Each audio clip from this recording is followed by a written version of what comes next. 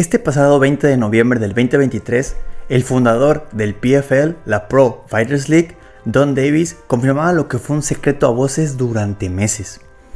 Bellator, la empresa liderada por Scott Coker, era vendida de la empresa Paramount al PFL, con el PFL básicamente absorbiendo la segunda empresa más importante de MMA del planeta. ¿Cómo cambia esto el panorama internacional de las artes marciales mixtas? ¿Es el PFL la segunda mejor empresa del mundo ahora? ¿Valió la pena la inversión comparado con otras compras como la del Pride, WEC, Strikeforce o Elite XC? Hoy hablaremos de ello. Bienvenidos a un nuevo video en el canal de Total Pelea. Y esto es compra de Bellator por el PFL. ¿Buen movimiento o un error? Primeramente, comencemos por un repaso rápido por lo más importante sobre la venta e información que Don Davis dijo en una entrevista para Ariel Helwani en The MMA Hour y mediante una publicación extrañamente que hizo en LinkedIn. Según Davis, la compra no fue en efectivo, sino por medio de acciones equivalentes a un poco menos de $100 millones. Esto para Paramount, quienes también se quedarán con una parte minoritaria de la organización. Confirmó que Bellator seguirá en funciones separados al PFL al menos durante un año más.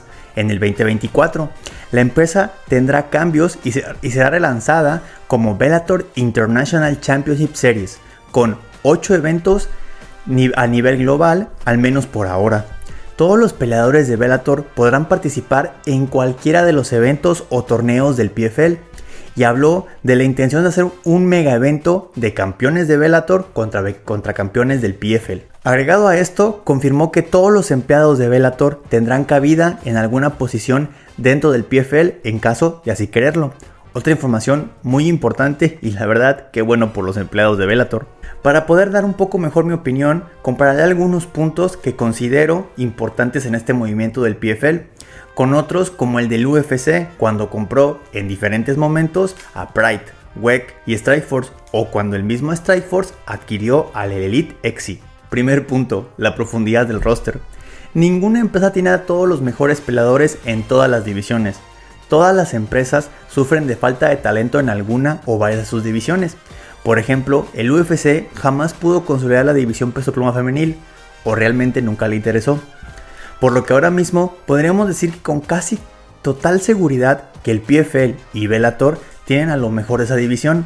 Si tomamos en cuenta que el PFL apenas si tiene las divisiones peso pluma varonil y femenil, peso ligero, welter, semipesado y pesado, el poder agregar por completo las divisiones peso mosca, varonil y femenil, el peso gallo y el peso mediano, a mi opinión, yo lo hacen un excelente movimiento.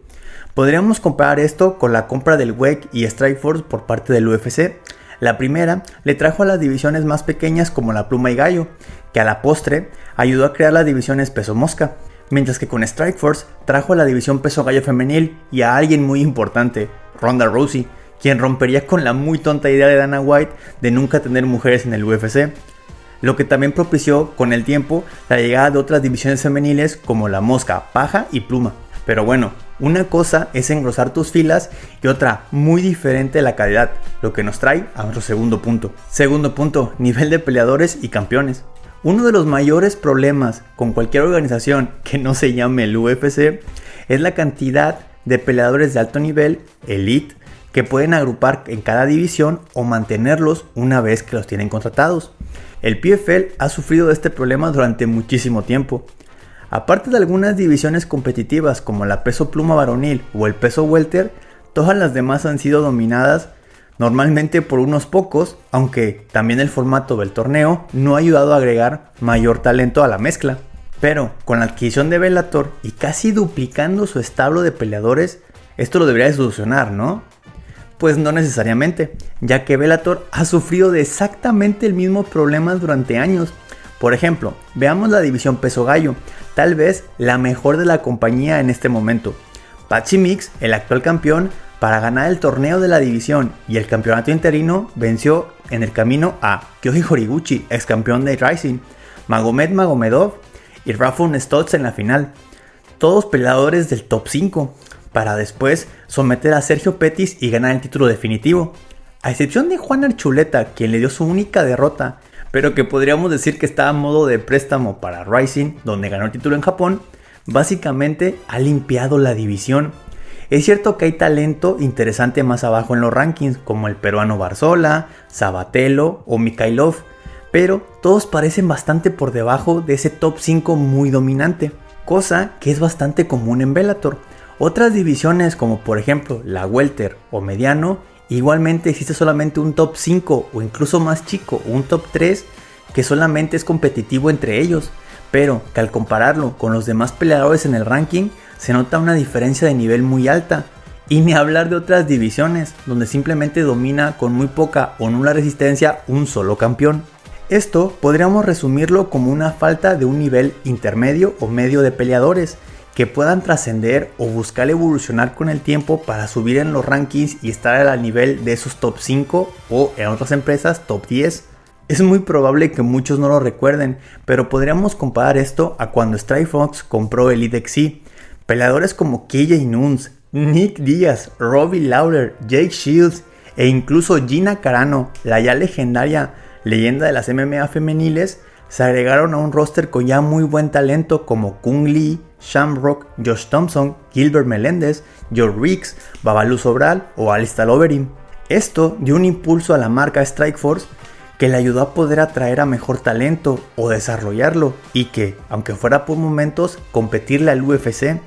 La gran diferencia aquí con aquel caso es que el PFL no tiene ese grueso de talento ya dentro de sus filas.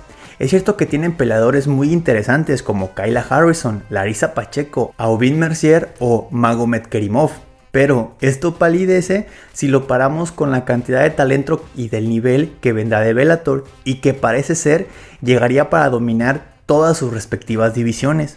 Aunque por el momento creo que será bastante claro la mejora de calidad y nivel de sus eventos y encuentros, también creo que en muy poco tiempo volverá a estancarse, tal y como ya le pasó a la empresa antiguamente dirigida por Scott Coker. Solamente en comparación con aquella absorción de Elite XC, si comparamos esto a cuando el UFC se hizo de Strikeforce o el WEC, quedaría todavía muy por detrás, pues peleadores como Anthony Pettis, Benson Henderson, Carlos Condit, Tyrod Woodley, Robbie Lawler, Nick Diaz, Jake Shields, Luke Rojo, Dane Cormier y muchos otros más llegaron a aumentar aún más el nivel y talento de divisiones muy llenas como la ligera, welter, mediano o semipesada. Por lo cual creo que este es el primer punto débil de esta compra. Es cierto que agregará talento evidentemente superior al actual del PFL, pero no creo que sea tanto como para asegurar el éxito a largo plazo de la compañía.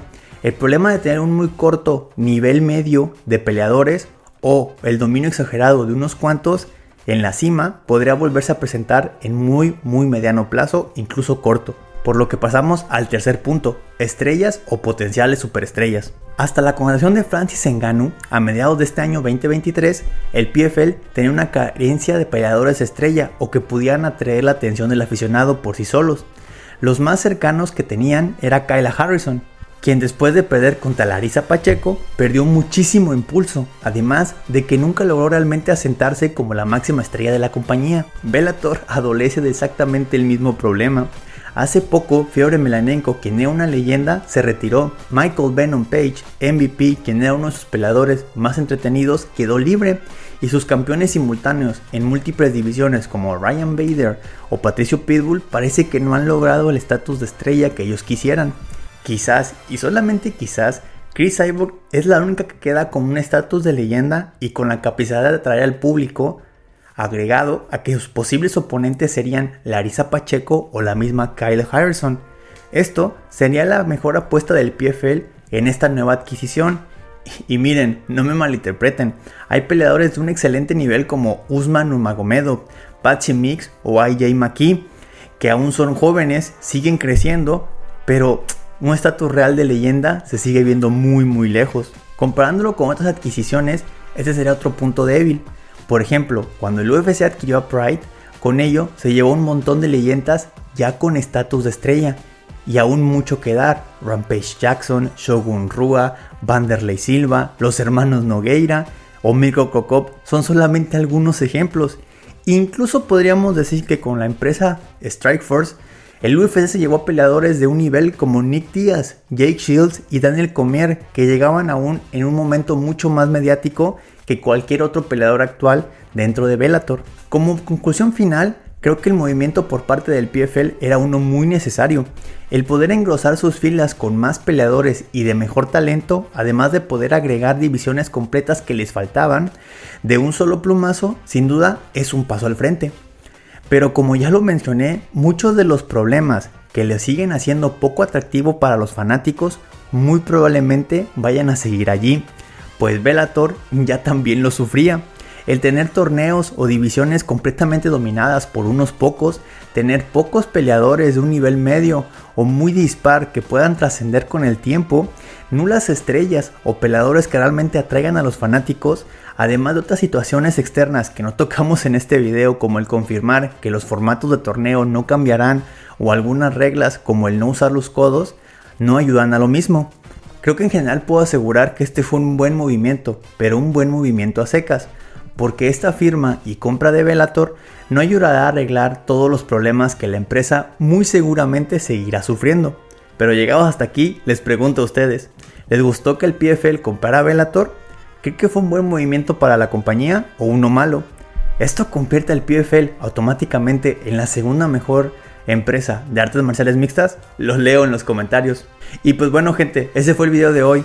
Si les gustó, denle like, suscríbanse y activen la campanita para que les llegue una notificación cuando subamos nuevo video. Recuerden que estoy en todas las redes sociales como @totalpelea, en Instagram, Twitter, Facebook y TikTok. Y como siempre les digo, me gusta mucho convivir con ustedes y saber su opinión, así que coméntenme por algún lado y trataré de contestarles lo más rápido que me sea posible. Sin nada más que agregar, nos vemos en el siguiente video. Adiós.